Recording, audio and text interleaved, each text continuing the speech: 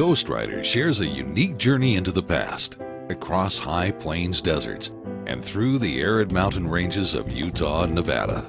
Rider begins his adventures at 5 Mile Pass, a popular ATV area off Highway 73, 15 miles west of Lehi, Utah. He chooses his trail carefully. He plans each path he will take. He plots the mountain passes he will follow. He ponders the vistas he will encounter. He anticipates the places he will find along the way. This is the story of his journey through the deserts of Utah. Riding along the deserted trail, only sagebrush and cedar trees are seen in the vast, open spaces. Dozens of boom towns had sprung up wherever fortune seekers had found rich mineral deposits.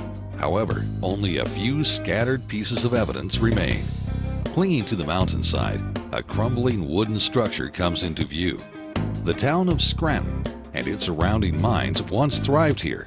Scranton was named after the hometown of the original claim owners. Lead, zinc, and silver were produced in abundance.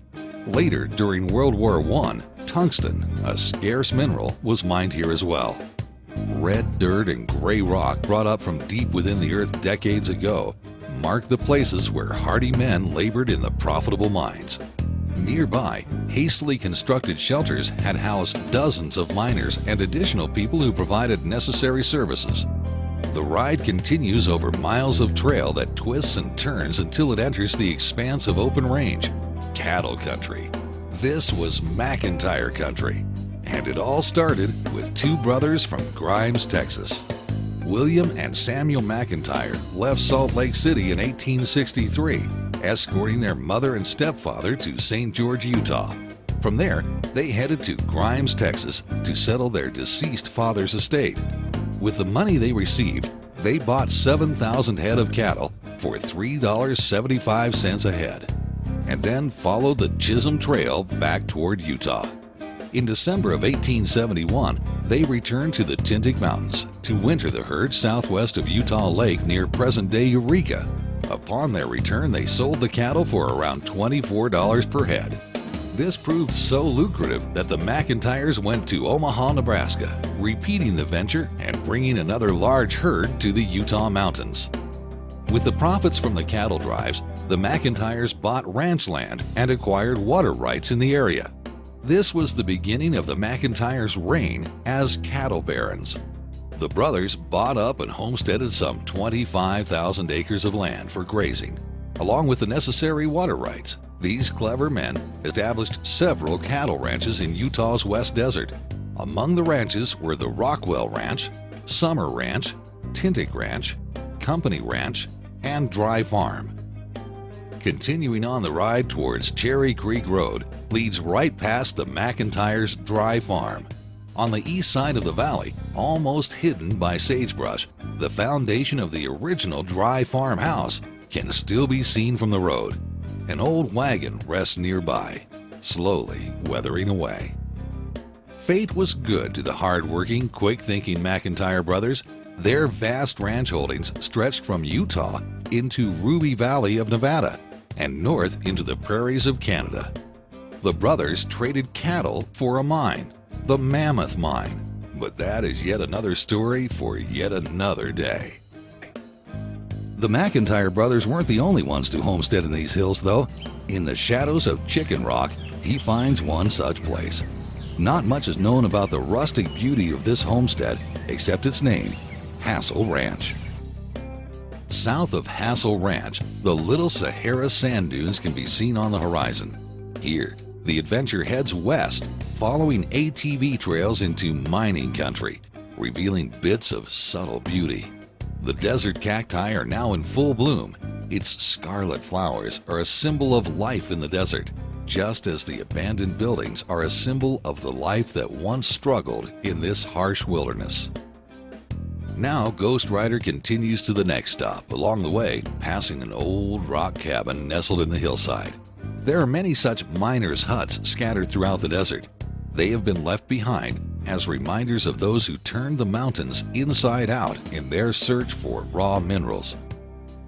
Knowing little about the myriad of mines in this area, Ghost Rider scans the hills and sees the mine dumps in the distance. but those are adventures that must wait for another day. Stopping for a short visit to Jones Mine, though not much is left behind, there's an old car and truck long abandoned. Ghost Rider reflects on a chance meeting years before with a miner who had stopped at the mine. The man shared his story about the days of his youth as a miner at Jones Mine. When the old dump truck had broken down, the miners used it for parts to run other things around the mine. The engine itself was used to run the mine hoist. It was hard work, but the work they did was valuable. Miners were so valuable during World War II that they weren't drafted. Instead, they were left to mine the raw minerals that were sent to be used in the war effort. Ghost Rider rides off, seeing the beauty in what others might call junk. The automobiles are just desert art, tributes to the past. Leaving the Jones Mine, heading towards Desert Mountain. Along the way, the McIntyre Rockwell Ranch still holds remnants of the long-abandoned bustling cattle business. As Ghost Rider races the ATV across the desolate, arid desert, Funnel Butte disappears into the background. The mountain range rising on the southwestern horizon holds yet more riches of days gone by. Enough gold and silver was discovered here to have dozens of mines industriously producing ore by the late 1800s. Among the largest claims were the Ibex, Howard, and Major Drum mines. The Drum Mining District came to order in 1872, being renamed to the Detroit Mining District in 1879 by Harry Joy and Charles Howard. This was in honor of the owners whose hometown was Detroit, Michigan. However, most of the miners just called it the Joy District in honor of Harry Joy. Eventually, the Howard Mining Company built a smelter close by. They quickly realized the foolishness of such a venture when there wasn't enough water to fuel or support it. The Howard Mining Company sold the smelter to Harry Joy, who moved the entire operation further south to Wino, Utah. Now, it wasn't long before Harry Joy became a rich man, profiting from his mines and smelter. Some years later, he took his riches and moved back to Detroit. There, he turned his mining tools in for automobile parts, while he helped found the Packard Motor Car Company. As the gold and silver mines played out, the weary, bedraggled miners gradually left the Drum Mining District. All that remains today are a few tipples, some rock foundations, and an old hoist gear. The once crowded, noisy mines are now silenced by the stillness of this deserted wilderness. The trail continues up the mountainside. At the top, the town of Ibex once stood. Ibex had a wild reputation, and though it never boasted of more than 200 inhabitants, it had several saloons that never closed. It was in one of these saloons that the twisted tale of Mad Evans began. In the late 1800s, this lad from Pennsylvania left his home to cowboy in the wilds of Utah. Although he was a tenderfoot, he was eager to embrace the rough new life he had chosen. One Christmas Eve, while Mad Evans was celebrating in one of the rowdy Ibex saloons, tragedy struck. In a fight, Matt was hit on the head with a beer bottle. Unconscious, he was dragged outside in hopes the bitter cold air would revive him. However, Christmas morning brought shock and shame to the Ibex townsfolk. Slumped over just where he had been left, poor Matt was found. He had frozen to death. Residents from the nearby town of Joy, who had grown very fond of the adventurous lad, retrieved his body. He was buried in the crossroads that sad Christmas day. Toward the side of the road, the town of Joy once thrived. Ironically, there was little joyful about this town, located in one of Utah's harshest deserts. This struggling little town boasted only a hotel, a cafe, and meager shacks and tattered tents for the miners. One reminder remains to this day, the partial foundation of the home of Mary Laird. From the spot that would have been Mary's porch, the only thing left to see is the desolate view. In memory of Mary Laird and her husband, Mount Laird stands to the north, with Lady Laird Peak to the south. Mary was also known as No Nose Maggie. The name followed her from Fish Springs, where she had been working in a saloon. In a fight, she was hit in the face with a whiskey bottle. It was a savage blow. crushing and mangling her nose, disfiguring her for life. Mary married Max Laird soon after settling in Joy, earning a small income from food sold in the mercantile store, ran out of her home. Her house was a busy one, as it also housed the town's post office, saloon, and mercantile. Now we arrive at the crossroads and cowboy grave. It is agreed that this is the grave of Matt Evans, even though more than one story exists about this young man. Some believe the story about Matt's Christmas burial by the townfolk of Joy. Others say that Matt Evans was a young cowboy who fell ill on a cattle drive in the late 1800s, and when he died, he was buried at the crossroads before the herd moved on. No one knows for sure which story is true. Nevertheless, riding off toward Death Canyon, hopes are that Matt Evans, whichever his story is, rests in peace. Among the most successful of President Roosevelt's New Deal programs was the Civilian Conservation Corps. The purpose of the CCC was to provide economically disadvantaged young men from depressed areas with constructive and useful jobs.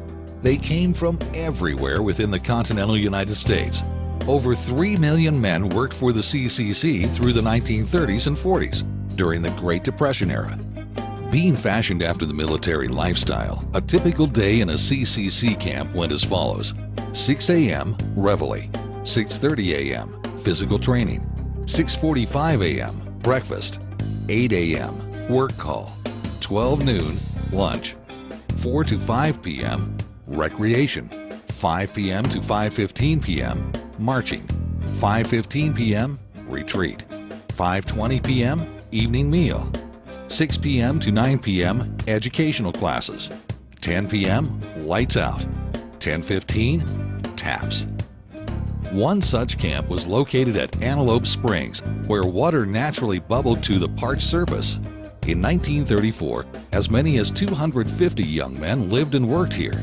Their jobs included projects such as building roads, improving rangelands, and constructing catch basins to conserve water for later use. Today, Antelope Springs continues to stir the imagination with the numerous rock walls that were laid to help prevent erosion of topsoil. Evidence of the old encampment can still be seen today.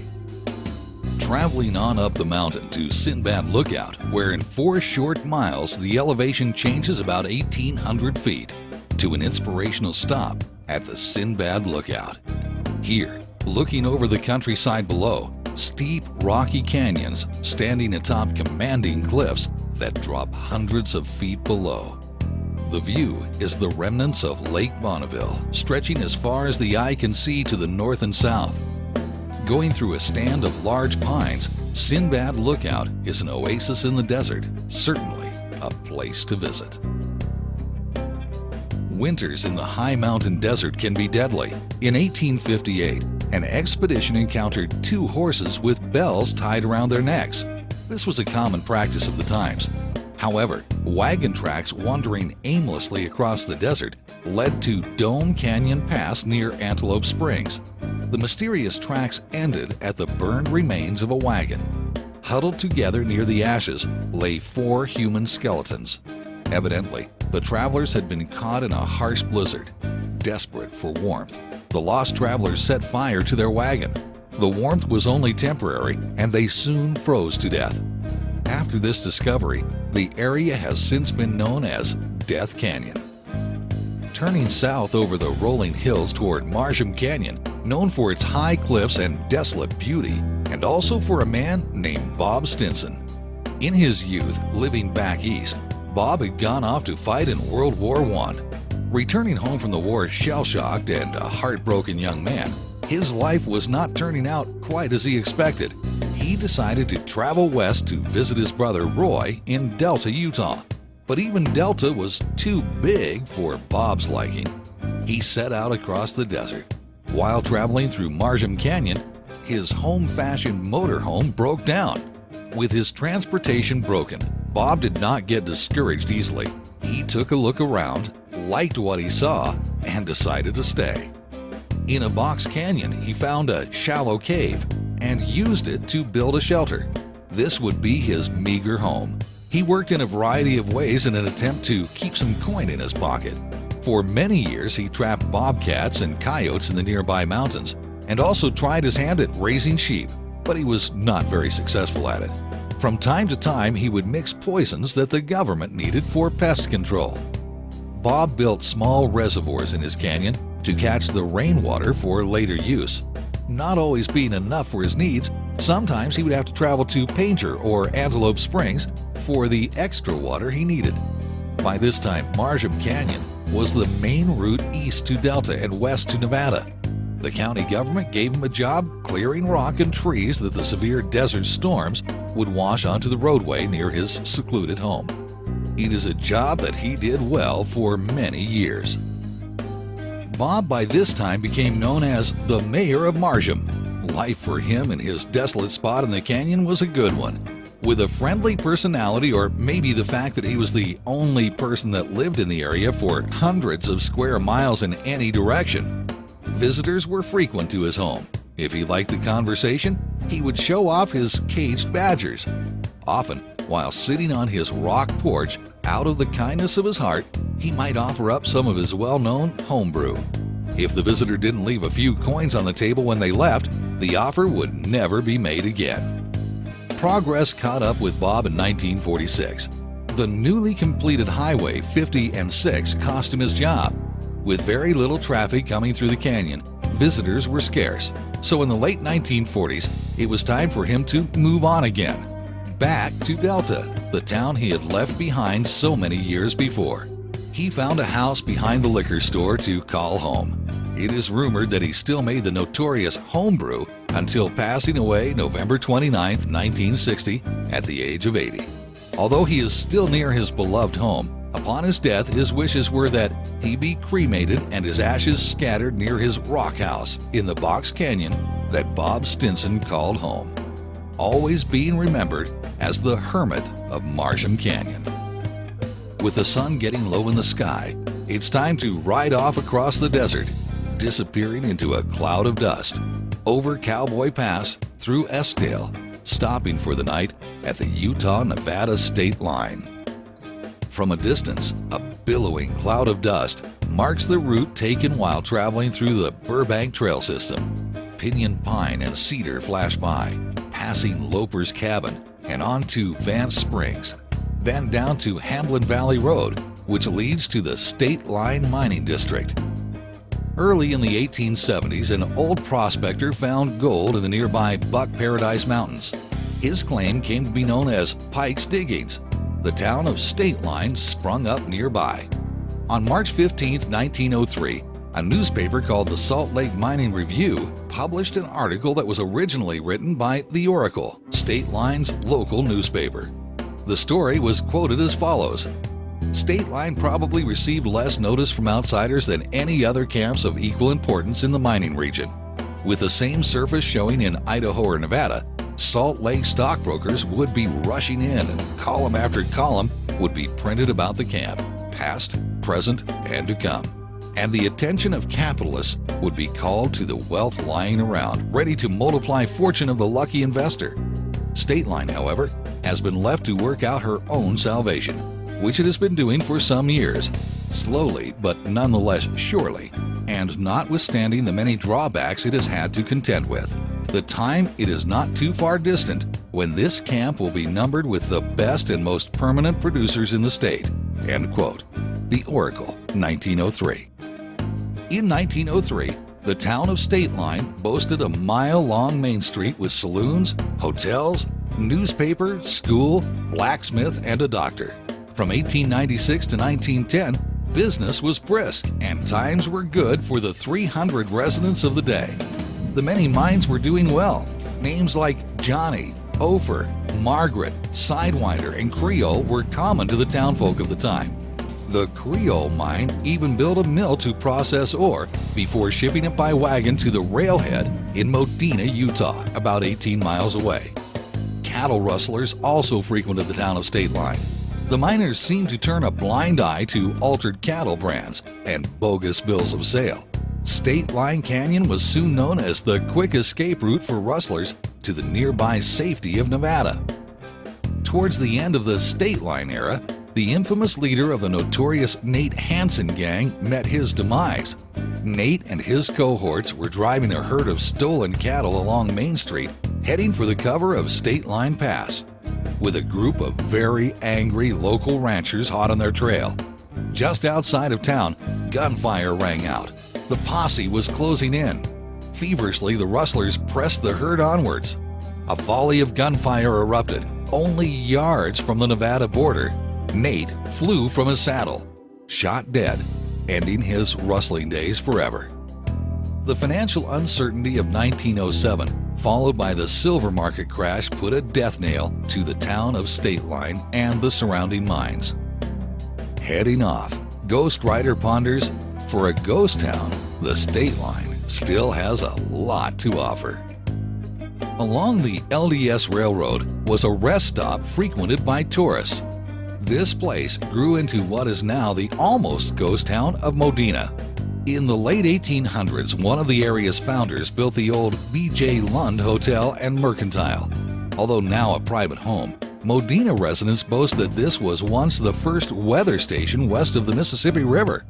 Modena's old rock schoolhouse, built in 1936, held the attention of students from miles around for 15 years. One teacher lives here yet today. Frank Haig, a determined man with only one arm, built and operated a gas station with an auto repair shop. Eventually, this became the local saloon. The ATV Adventure crosses the Utah-Nevada state line. Traveling along the tracks, a passing train stirs the stillness. Surprised and dumbfounded, Ghost Rider stops in his tracks when before him appears a yellow Humvee wind toy moving in the breeze. A plaque reveals that this is a fascinating memorial dedicated to Skylar Heffen, an 11-year-old boy who tragically died here. As Skylar rounded a blind curve on his motorcycle, he collided head-on with a bus. Grief-stricken, his parents have lovingly preserved the memory of their son well. Evening finds us in Caliente. It is here that the historic Union Pacific Railroad station was built in 1923. Constructed with a lavish solid oak interior, it had a 50-room hotel complete with an upscale restaurant. Still in use today, it now houses the Caliente city offices. Cranes look down cautiously as the ATV passes through an unusually beautiful valley with a lively mountain stream and surprisingly thick green foliage. Brightly colored flowers decorate the trail as it leads to an amazing pond that is almost undistinguishable from its reflection. Ascending the next mountain range presents a changing landscape as Clover Valley comes into view. This area was first settled in the 1860s. Later named Barkley as the small town grew, the Clover Valley Schoolhouse was erected in 1898, later being renamed to the Barkley School. Grades 1 through 8 were taught in this one-room school, also serving as the local church on Sundays. It is said that some of the finest minds in the world were educated here. Up and over Bunker Pass in the Bunker Mountains, the track turns to the southeast, passing on through lush pinyon pine forests. But no passing in this area would be complete without mentioning some of the local folklore, mystery, and intrigue abundant in the surrounding hills. Perhaps the eeriest tales surrounds the supernatural powers accredited to the Gadianton robbers. This band of plundering robbers was said to be so atrocious that even the devil himself didn't want them. Their reign of terror extended from the Virgin River Gorge north to the mines of State Line, west to the town of Pioche, Nevada. Wide-eyed freighters would tell wild tales about the Gadianton robbers. Some of the stories told were that the robbers would hurl huge boulders from the steep hillsides, smashing and stranding freighters and travelers alike. Other tales were that in some of the canyons scattered around the area, the robbers would use their supernatural powers to cause canyon walls to close in on the unfortunate, trapping their unsuspecting victims. After robbing them, the lucky travelers would be set free to tell their tales. Others would simply disappear without a trace, being entombed in the rock walls of the canyons, trapped there for all eternity. A lone windmill turning freely in the breeze, Its efforts create an oasis in the desert, for in the desert, where there is water, there is life. Unique Joshua trees line the trail as it drops back down into vast arid deserts. There are more experiences on the horizon for the Ghost Rider, but for now, this concludes the Ride An ATV Adventure.